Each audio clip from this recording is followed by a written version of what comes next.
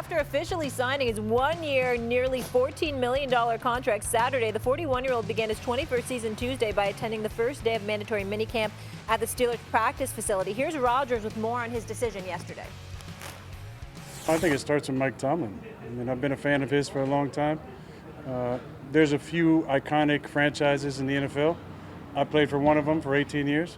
This is another one of those. I don't need it for my ego. I don't need it to keep playing. This was a decision that was best for my soul. All right, Louis Riddick joining us now. No ego in this one, just from the heart. Looks very ordinary. I mean, I don't see the Chippensdales look this morning, but it's okay. It's okay. Yeah. You know what though?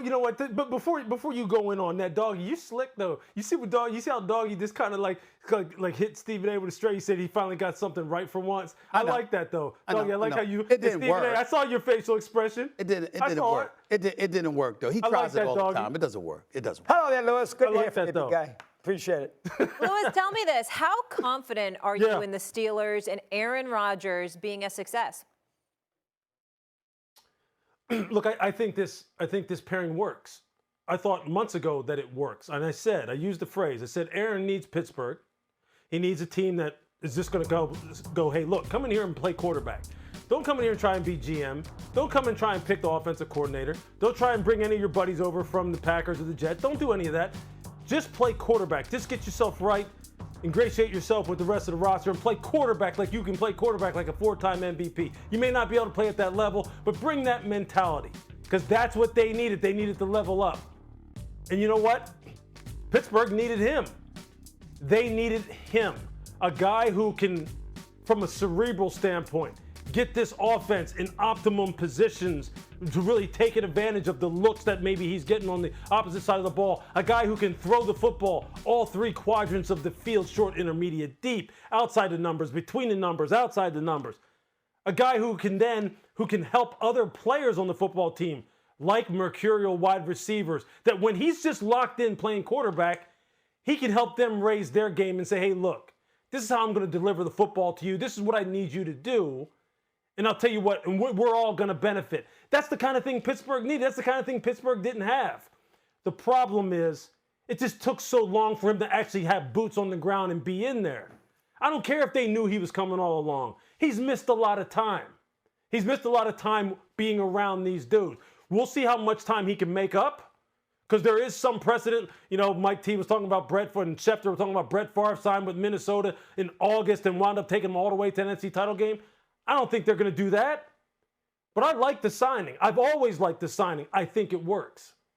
I'm with you 100%. And I don't worry about the timeline there, Louis. He's 42 years of age. He knows the football.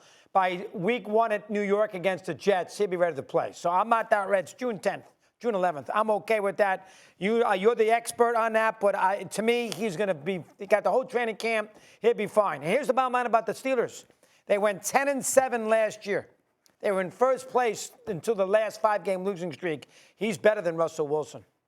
So if they went 10-7 last year and he's better than Russell Wilson, now the division's going to be better because obviously Cincinnati is going to be a little more consistent and get off to a better start. But he's got a good chance to win 11, 12 games. I still believe in him. He finished the season well for the Jets. Is that deemed a success when you said yes, it's going to be a success? I think for Pittsburgh, if I had to say a success, how about winning a playoff game? The Steelers collectively must understand that the standard that is the standard has not been met. Now, we all respect and some of us love and a lot of us revere Mike Tomlin, who's never had a losing season in his 18-year career. Phenomenal motivator, knows his football, no-nonsense kind of guy, one of the best sound bites in the NFL week to week. I mean, he's just that dude, and we revere him. But the Steelers haven't won a Super Bowl championship since 2008. They haven't been to a Super Bowl since 2010. They haven't won a playoff game since 2016. And the last 2 seasons, they've ended with significant losing streaks in the regular season going in to the playoffs before they ultimately went home one and done. That's unacceptable. Now, Aaron Rodgers, I am ecstatic as a Steeler fan that he is there. I do not believe he is finished. I do not believe he is done. I think that he still has something left. And let me tell you something right now. Even if it didn't, he's a better option than Skylar Thompson, Will Howard. I mean, come on now. I mean, give me a break. Or Mason Rudolph. I don't want to hear that. That's who the Steelers were going in to the quarterback room, into training camp with if they had not signed Aaron Rodgers. I am relieved that he is there. His football acumen is something that's not going to be questioned. Even in a bad year with the New York Jets, he still threw 28 touchdowns and passed for nearly 4,000 yards. He didn't meet the standard that we're accustomed to Aaron Rodgers meeting. But in terms of what the Steelers have been producing over the last 4, 5, 6 years, because of the last 2 years in Ben Roethlisberger's career, I count that too. It has not been impressive. So let me tell you something right now. To me, with the parts that the Steelers have around him, got to keep T.J. Watt now. Got to make him happy, okay? With a Metcalf there instead of a Pickens, with a Freiermuth as your tight end, with Warren as your elusive running back, I think the Steelers have a chance to make some noise. I'm very happy Aaron Rodgers So you said his success is winning a playoff game. So what's the ceiling for this team and Rodgers? Louis? I think it's that. I don't think. Look, they're not contenders in the AFC overall. The AFC is loaded. There are some teams right now. I mean, it's going to be absolutely brutal once you get to the Final Four in the AFC. But I think winning a playoff game is doable. I think defensively, look, they've got some ballers on that side of the football too. This guy that they drafted out of Oregon, Derek Harmon. On the defensive line, him and Cam Hayward, they have to be a problem. Obviously, as Stephen A. just mentioned, TJ has to be there. Alex Highsmith, their other pass rusher, has to be there. Yeah. Peyton Wilson, I mean, that's a good inside linebacker right there. Darius Slay has to be good in the secondary to go along with Joey Porter Jr. They've got some ballers. Pittsburgh, you cannot discount the fact that this is a football team that has great history, has great coaching, and has some really good players, and they have leveled up at quarterback. Winning a playoff game, without a doubt, is very, very doable. But I think their ceiling is capped. They're not going to challenge for a Super Bowl spot, obviously, in the AFC. Because I'll tell you, the Super Bowl position, the Super Bowl representative for the AFC is coming out of the AFC West. Well, and it may be Kansas City, it may not. Just keep an eye on them Chargers. Keep an eye on the Chargers this year. Stephen A., last word. Of course, there's a lot of teams, but Mike Tomlin has exceeded expectations when we expected them to nosedive a couple of times, and they ended up being in the mix. We didn't expect them to make the playoffs last year. And the last thing I'll say is this. Yeah. Rodgers beat Mike Tomlin and the Pittsburgh Steelers 31-25 in the Super Bowl back in 2010. Since then, his playoff record is 7-9. Mike Tomlin is 3-9. So they got some things in common, all right? And they're both equally motivated. We'll see what happens. Right now, they're the 5th best team in the conference. Baltimore, Kansas City, Cincinnati, Buffalo. I don't buy the Charger thing, Louis. Herbert was so bad. Herbert was so bad against Houston. L.A. and Houston are two teams I think you should mention. I'm not saying they're not going to be good teams, but I told you I think Pittsburgh right now will be better. And one thing, Louis, to be fair, you think Herbert was so bad against Houston. Gentlemen, I got to see a little more. We have to debate the Chargers a little later. Competition progresses into mandatory minicamp. Rookie quarterback Shedeur Sanders has often found himself practicing with a crew of backups, while the team's other passers, Joe Flacco, Kenny Pickett, Dylan Gabriel, have received first-team reps. Sanders, though, said he's unbothered by his practice reps and instead looking to take advantage of every opportunity he gets. Shedeur? This is a mindset, this is an adjustment. You got to go and understand the situation that you're in and be able to approach that and get the best out of it. You could view things as you're not getting reps in a negative way, or you could view it as, okay, when's my time to get out there? So there's no excuses, because when you get out there, nobody cares how many reps you got. Whenever you get in the game, nobody cares if you took a snap before. You know, like everybody cares about production. So that's the main thing. When you get out there, you got to be able to produce. He's so right. Nobody does care. He said all the right things. Stephen A., Shedeur taking fewer reps, do you think that's a bad sign? No, not at all. It's too early for all of that. He just arrived. He's a rookie.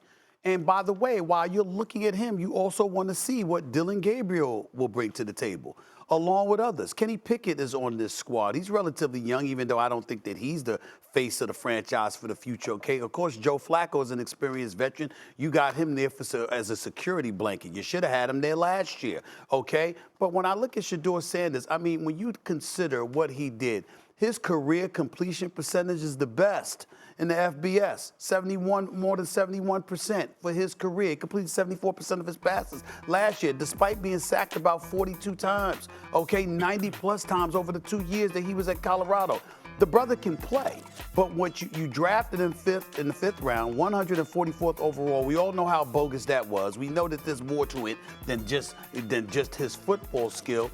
But him being there, you want to test a lot of things about Shedeur Sanders. And most of it, of course, his skill set is one thing because you want to make sure he can play on this level, but his temperament, his willingness to him, not ability, because we know he has the ability, but his willingness to handle adversity. His willingness, you want to see if you're the Browns, how he's going to react to not being with the first team, all right, not being QB1 and taking a step back. You want to see how he's going to react while they're taking a look at Dylan Gabriel. You want to see what his temperament is like and what have you because of all the things that have been said about him. So I don't have a problem with it at all. I thought he gave perfect answers yesterday, but more importantly, Cleveland testing him this way doesn't bother me either because what you're trying to do is cement what you believe you already know about his character, not just his play. And I think that it's good for a young person in his position to be put through those tests because ultimately you're going to be tested. So why not start from scratch and try to test them now? I think what the Browns did, I'll let Louis handle the quarterback, who's good and who isn't. I think what the Browns did here in this offseason is superb. They knew they didn't love the quarterbacks. I mean, outside, obviously, who was the first pick. They didn't get Cam Ward. They knew from a standpoint of what was left, they were not going to get the quarterback of the future. They probably didn't think Sanders was on that level. Obviously, they didn't. Most teams didn't seem to. You know, Dylan Gabriel was a reach. Okay, we'll see what he does. Sanders is a reach, but they trade Hunter. They get Jacksonville's #1. They got the #1 for next year. So they got a lot of chips for the lottery. And there's 6 or 7 quarterbacks next year who could be first-round picks. The kid from Arizona State's going to be a very good quarterback. The kid from Penn State's got a chance to be a very good quarterback. Lewis can give you the other 4 or 5, but there's a lot of quarterbacks who are going to come out next year who they will now have an opportunity to draft because they got a lot of #1 picks. Throw in the idea that they take a chance this year. They don't punt on the season, but Sanders will get his chance. Gabriel will get his chance. They're not the quarterback of the future on the team. Maybe they get lucky and Sanders turns out to be great and don't have to worry about it. But if he doesn't, or if somebody else doesn't, they got a lot of quarterbacks for picks for next year where they can take another run at it with a better opportunity to get the guy that they want. I love what the Browns did there, Louis, as far as the draft is concerned. Stockpiling picks for a draft in the following year that seems to be strong on a QB position. Give me your thoughts. Go ahead.